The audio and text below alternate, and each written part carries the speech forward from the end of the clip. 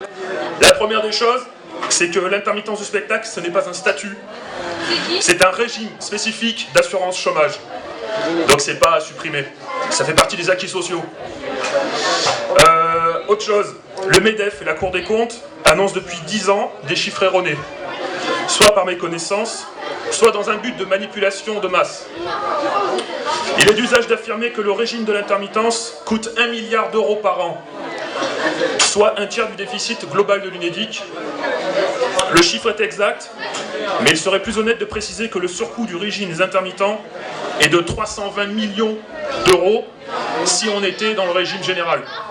Donc est-ce que la culture française aujourd'hui vaut 320 millions d'euros? Moi je pense que oui. Il y a 300 000 permanents du secteur, des gens qui sont en CDI et qui cotisent au régime général, des gens qui sont embauchés grâce à la culture, qui ne prend pas en compte dans le calcul.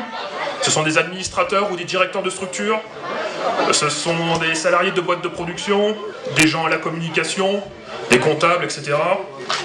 Le secteur de la création et de la diffusion, c'est 7 fois plus au PIB que l'industrie automobile ou le luxe. Donc on pèse quand même un certain poids dans l'économie française. C'est 57 milliards d'euros de valeur ajoutée par an. C'est 3,2% du PIB.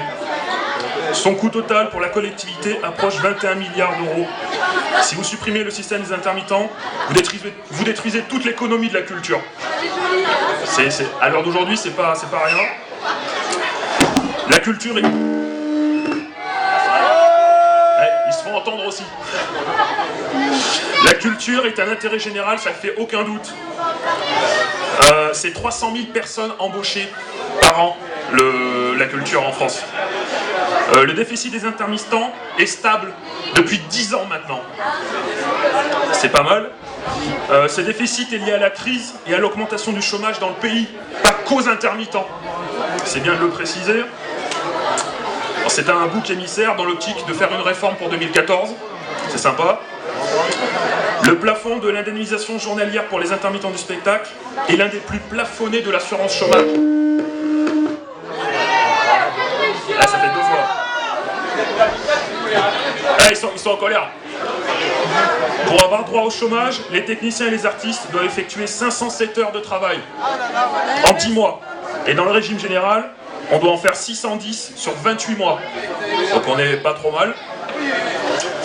Ils sont ensuite indemnisés pendant 243 jours, contre 122 pour les chômeurs classiques. Qu'est-ce que je peux vous dire encore? Les employeurs versent 7% du salaire et les salariés 3,8% de notre salaire pour avoir droit à ce régime d'assurance.